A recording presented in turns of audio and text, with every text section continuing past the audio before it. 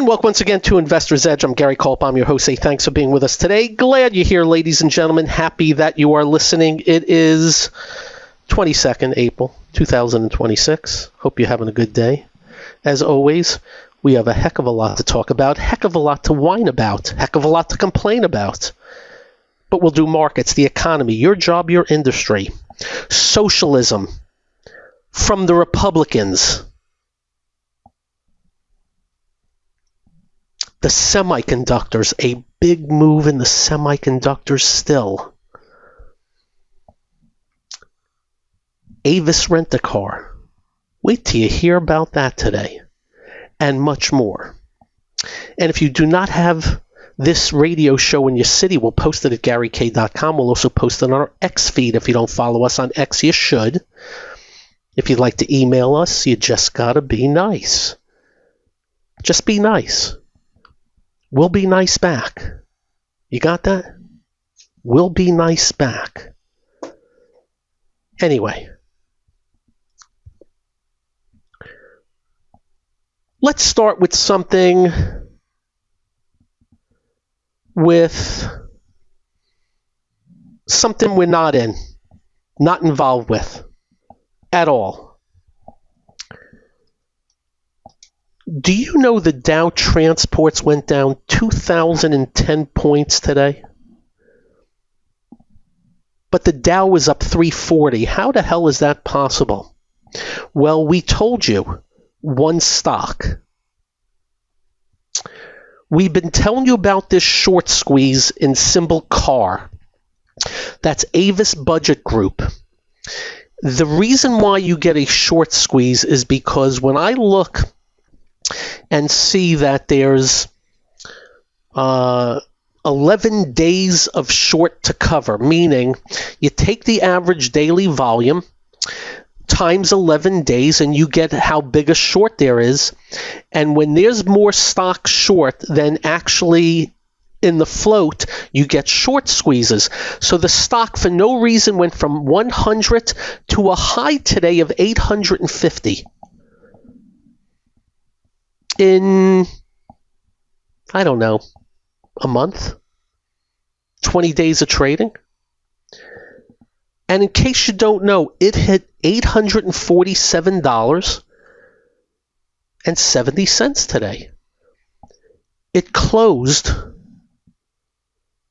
and I'm going to give you an aftermarket number, at 426. It hit $847. This is, you try to think to yourself, are we really in a real market? 847 to 426, almost a 50% drop from the highs today. By the way, the high of it was right at the open. And in case you don't know, because of the jump up, the transports had gone from 2,000 up to 2,400. Excuse me, 20,000 to 24,000, 4,000 points. So what should this tell you? What should the people who run the transport index do? Kick the stock out of the index.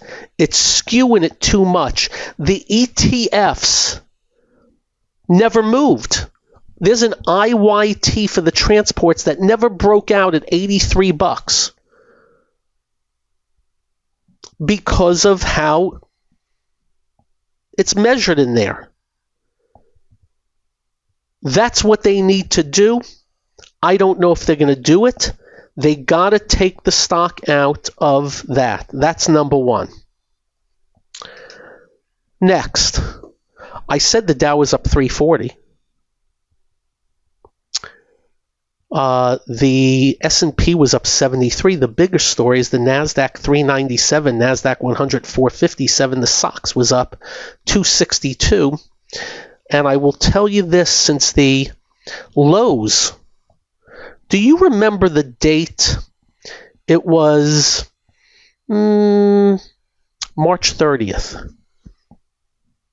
I came on this show and said to you, boy, the semiconductors are really worsening. We called the top in them in late February of unknown price and time. And then on March 29th, it broke below some very important support. And then March 30th had a horrible day, finishing at the lows of the day. And we're on this show saying, man, oh man, what is going on with the semis? The next day they gapped up, and we have not had a down day since. We've gone from 7,084 to 9,909. What is that, 40%? In 3, 4, 5, 6, 7, 8, 9, 10, 11, 12, 13, 14, 16 trading days. And as we told you, we bought it right off of the confirmation day on the 8th. And then we sold too early. We're up another 7% in 5 days. And that's the ETF. That's just the exchange traded fund. So let me just state for the record, dang. Wow. That's all I can say. Dang wow. Is that okay? Dang wow. Dang wow. The NASDAQ 100. Dang wow. 2 rest days from the lows. Straight up. And we've been saying there's something going on very special right now when it comes to these areas of the market. We know some of these stocks have massive earnings growth because of artificial intelligence and the like. But this is, and I'm not saying this is in a bad way, the last 3 weeks, kind of 1999-ish. Persistent. I can't say narrow, though I went through a whole host of areas that are in bad shape. We're just letting you know, technology, semiconductors. We're repeating ourselves, by the way. Memory, data, disk drives, data storage, energy and construction for that, and Fuego. If you don't like individual stuff, the NASDAQ 100 is now in new highs again because some of the mega caps are acting like small caps. I've seen names like Broadcom go from 8-month lows to yearly highs in 15 trading days. And by the way, there's obviously a good reason. And we'll see what happens during earnings reports. You had some other names breaking out to highs today. We now have reports after the close that are reacting well. Lam Research closed at 265. I got it at 275 on earnings. I believe KLAC reports tomorrow. And as earnings come out, we'll report them to you. And we'll see how it goes. Though IBM is down $15 in the aftermarket. That's been a weak name. And Tesla's up. Yay. $16 Tesla. I gather they didn't announce anything good. But you get into this moment in the market. We'll see. I got not much bad to say, except we told you and warned you about defense stocks. To avoid them, they're getting killed. The defense stocks are getting blown up. No pun intended. I can tell you that pharmaceuticals acting terribly, auto dealers, a lot of the retail remain in bad shape. We told you about Avis Rent-A-Car today. A lot of the healthcare remain in bad shape. So there's still areas. I have to tell you, airlines got hit hard today. So did cruise lines. So hotels came in. And by the way, oil prices were up again today. We have no freaking clue what's happening in the Middle East. The president, I believe, has lost the message. Even though he keeps saying we won, I don't think he has any control of what's going on anymore. And lucky to have our military. Up next, what else is going on in the market? We'll have it all. This is the one and only Investor's Edge. Okay. Hello.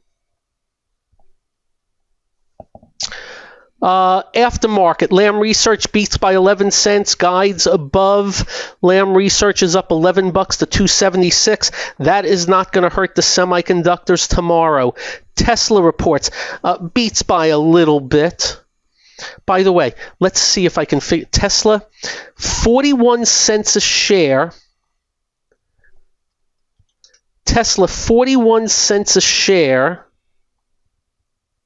Versus 27, so earnings were up, revenues were up about 14%. But the announcement of we got robots coming out. They said something about robots. That's Optimus. And something about a cyber cab. So Tesla's up decently in the aftermarket. We'll throw that one to you. IBM reported, whatever it is, they're down $17 in the aftermarket. Market no LICO that. Can't help you with that one. Las Vegas Sands, the casinos, is up $1. Whoopee freaking do. How about CSX, the rails, is up $2 in the aftermarket. We'll give it that. And that, Texas Instruments. I got to get that one in. Up $19, Texas Instruments. That'll be an interesting one tomorrow because that has been so two semiconductors are going to be up if nothing changes tomorrow. And I noticed KLAC in the aftermarket. It's only up about $13. And AMAT's up. They're always going to be up in sympathy. But again, the big story today, the semiconductors, the Qs, the S&P. In the Dow today, it was, I have to tell you, Boeing was up 12. I got to give it that. But it's a lot of technology, semiconductors, and a rhyme and a reason right now. If anything changes, we'll let you know. I just have to say it really is a big wow. We never overestimate or underestimate, but in our trading, we underestimated. As we said, we don't pull any punches here. Sold our semis too quickly. The good news is that we jumped all over the QQQ. ServiceNow is down $14 in the aftermarket, a software stock. Semi's good, software not so good. Big indices, new closing highs. Closing highs usually beget more closing highs. You need to know that. I've been asked incessantly, Gary, before the war, the market was doing nothing. The mega caps were doing nothing. They were dead. What do you think's going on? I've been answering the same way. I don't know. I had actually one person come back and say, that's the only answer you have?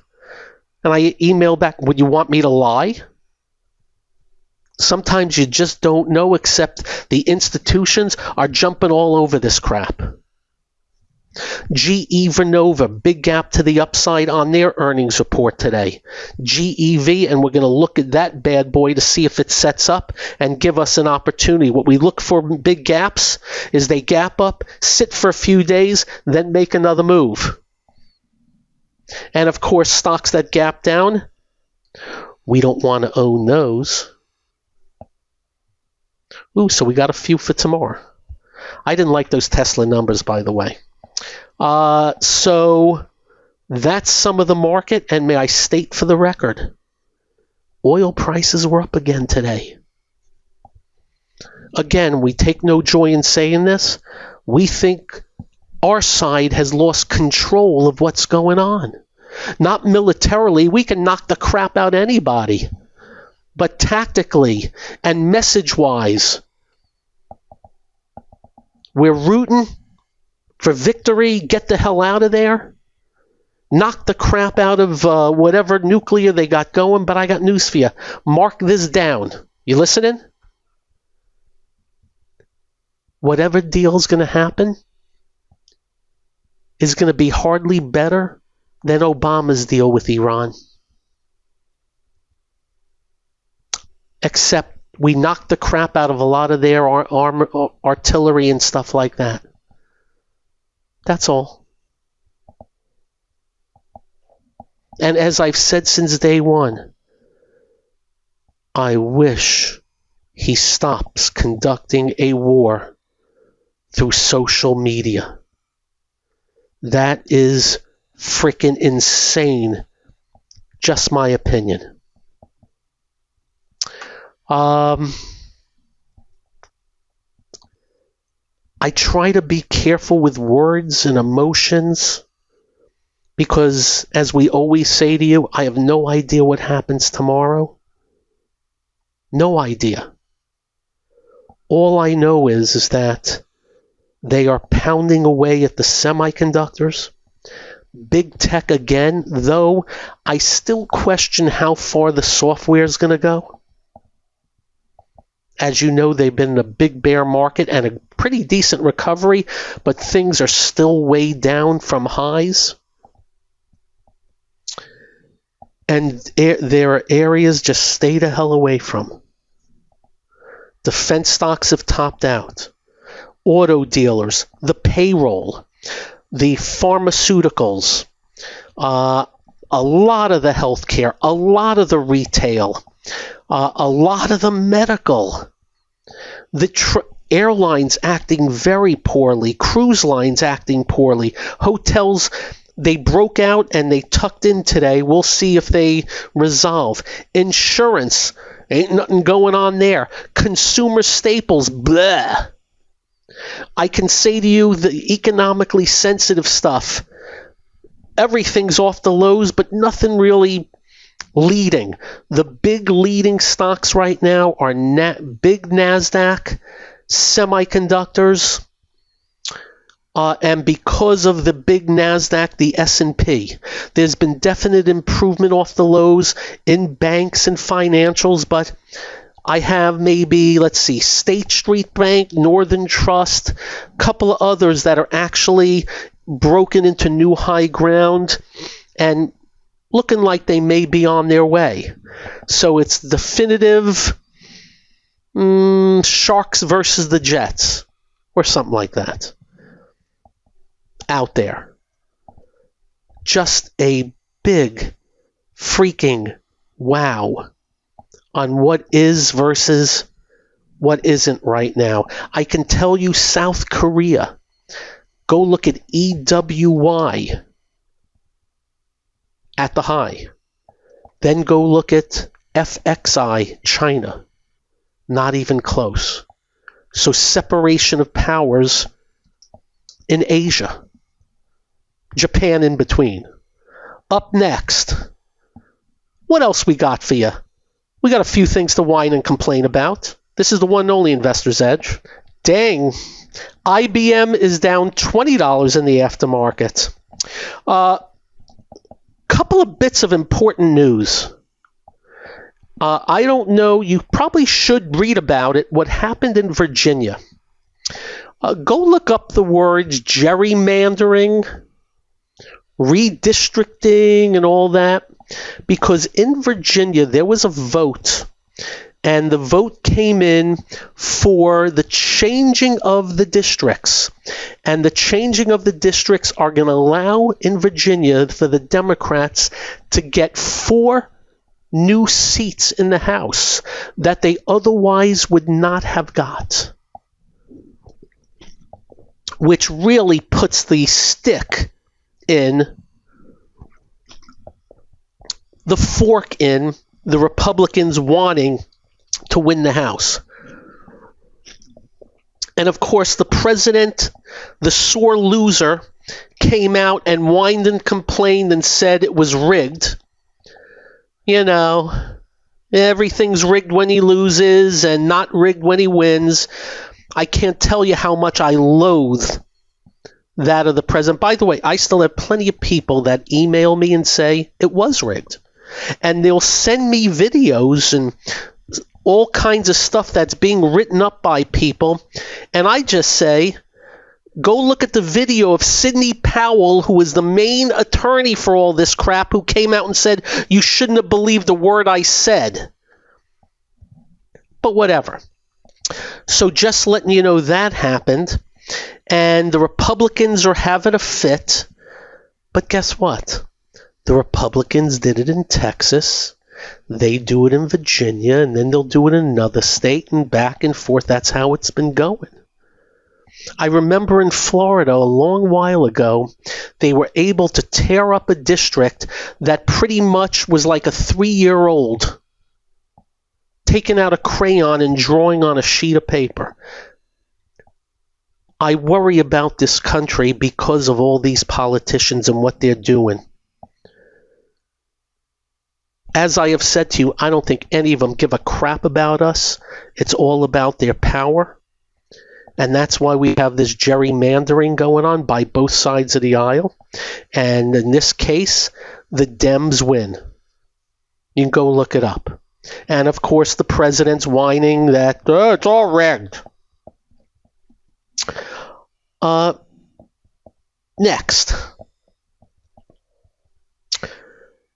I don't know, it was a few days ago that I said Donald Trump's a socialist. And boy, oh boy, do we get hit. And then I would list a few things to prove he's a socialist. And by the way, my idea of socialism is somebody in power being a control freak. Running everything. Putting everything in their own power. He's a socialist. And again, I got hit. Oh, he lowered taxes. I emailed back he raised taxes with tariffs. Well, here's the latest socialism. And it irks me, and it should irk you. The administration has floated, which means they're going to, a $500 million lifesaver for Spirit Airlines in order to keep them from going under. Now, $500 million of our money. Now, to be consistent, I was pissed off when we did it for the banks in 2008. Now we're doing for Spirits. Now think about this. It's a bad business. It's a money-losing business. It is a bankrupt business. And we're going to give... Oh, wait a minute. We're not. They're going to do it for us. The administration is going to write a check from our wallets to Spirit Airlines. And I got a big problem with that. It's socialism. It's control freakism. It should not be. Now, I don't want Spirit Airlines to go out of business.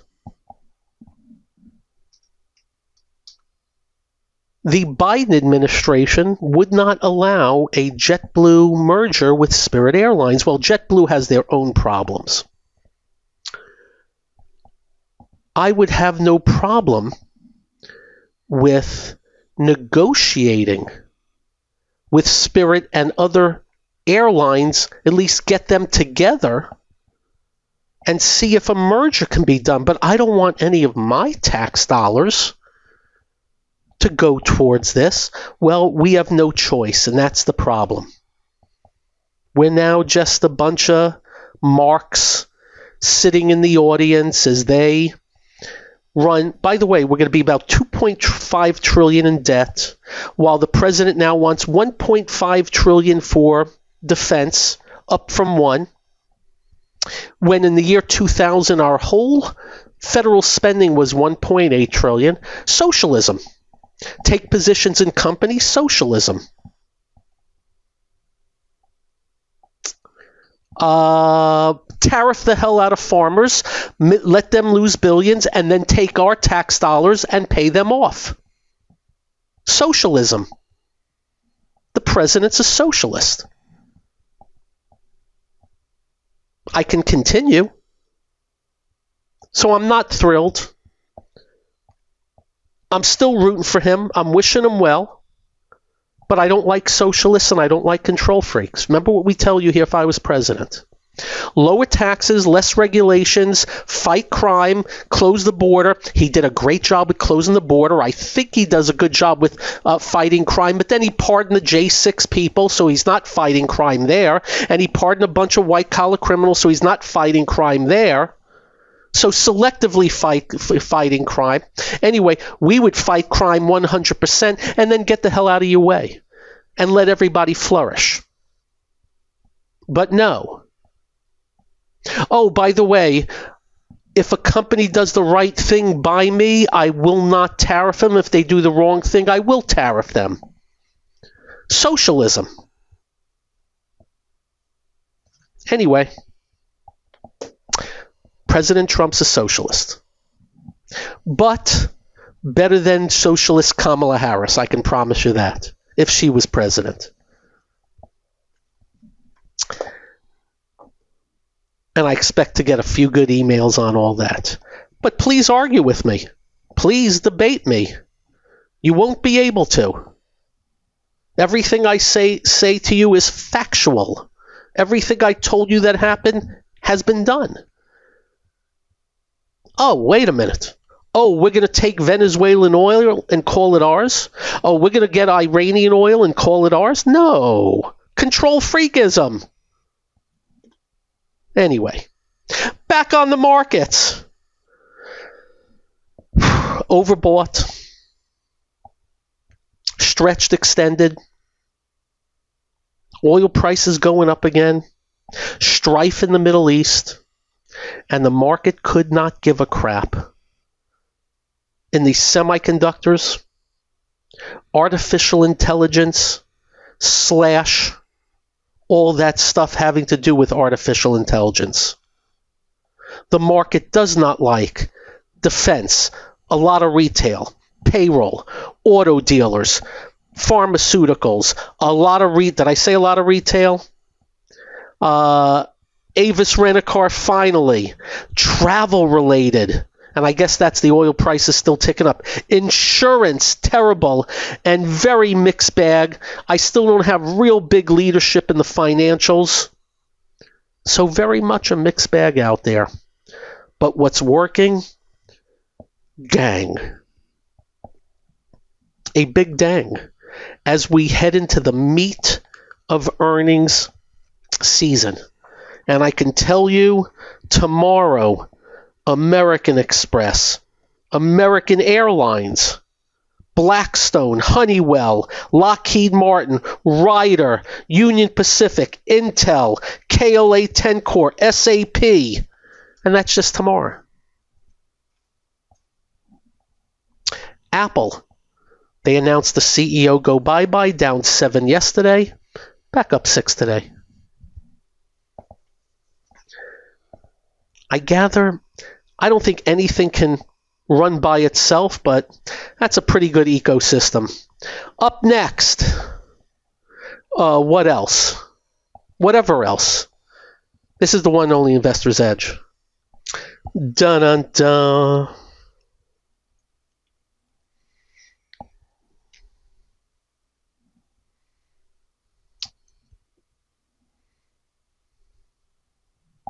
And welcome once again to Investor's Edge. So what do I do?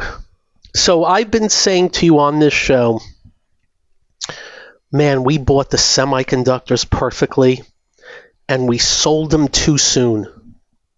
And they're up another 7% in like 5 days. How do I handle that? Well, we are big believers in being our biggest critic. And by the way, we taught our kids that. We always say we teach our kids certain things, never lie.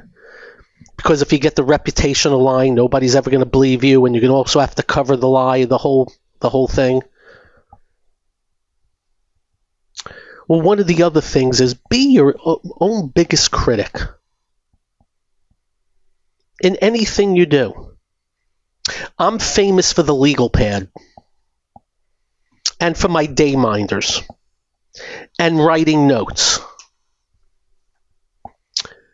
And what I do is I go back and I'm always writing in real time, what am I thinking? And I wrote down that day that, damn, we've gone straight up for 9 days. The first 3 days, then the big gap up, 1,200 points. And that morning, market's getting hit, semis are getting hit. Said, you know what? That's a damn good game, just in case. So he sold. I have that in real time. What do? We go back and we go over our rules. And what's one of those rules? Let your blank winners run. And I'm sure you know what the word blank means. And we just hope to do it better the next time. It's the best way I can put it. And that goes for things that we don't play. Why didn't we play that? We never lose big, so we don't have to worry about that. We haven't had a double-digit loss in forever. Seriously. And of course, you always hear from us what to avoid.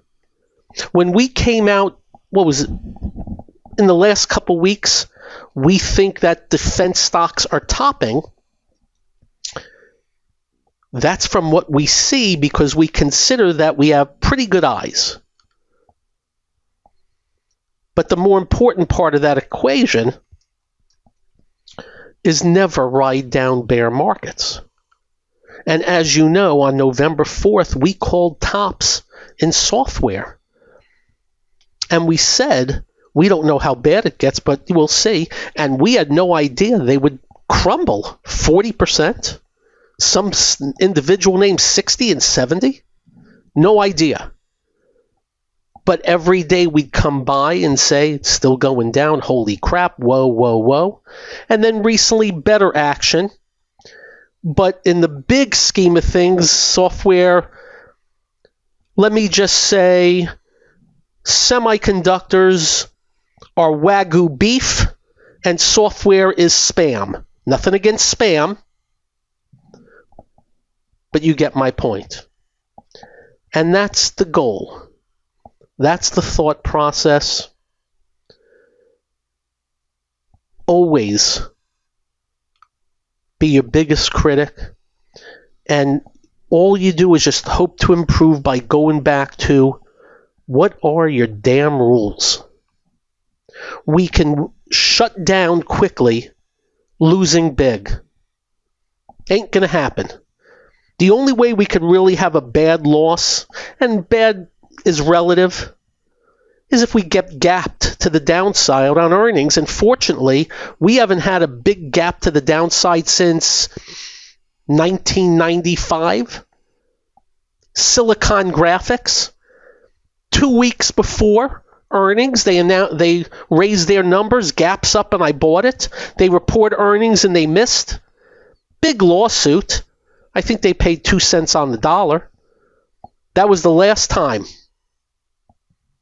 I think it was down 24% overnight. But the other part, and not easy, committing when you see the right thing and holding your winners. which we did not do with the SOXX. And it's not going to end our world. It's not going to change our world, but it's how we go about things. And we go about that in every aspect of the life. Just a little note for all of you. Doesn't matter what it is. Be your biggest critic. Teach your kids that, because before somebody else becomes your biggest critic. And that's a little bit of that. And I can promise you, in my little day minder, there's quite a few 4-letter words that I cannot repeat, all aimed at me. There's one. What the blank were you thinking? That's aimed at me. Anyway, that's a little bit of how we go about things. And we also, the good news is, we know some very, very smart and good people in these markets, and we kind of sort of have this little grouping together, and there's some people that I follow that don't even know that I follow. They don't know that I follow, and I stay in touch with everything they do because they got what we call game. In a very tough industry, we're constantly measured by a number. We are constantly measured by a number. That all said, you have a great evening. By the way, I believe I'm on Fox Business with Varney tomorrow at 10 a.m. Check that out. You'll have a great evening. Drive carefully, and when you get home, do like I do. Very simple. Make sure you hug your family. Hug your children. They will feel better. You will feel better. I promise. Stay well. Be well. Have a good night, everybody. I'm not a socialist. Bye-bye.